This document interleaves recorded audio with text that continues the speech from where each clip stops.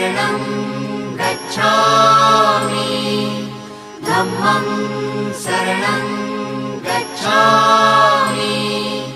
संघं शरणं गच्छामि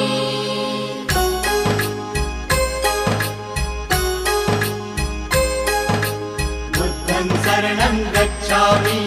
धम्मं शरणं गच्छामि संघं शरणं गच्छामि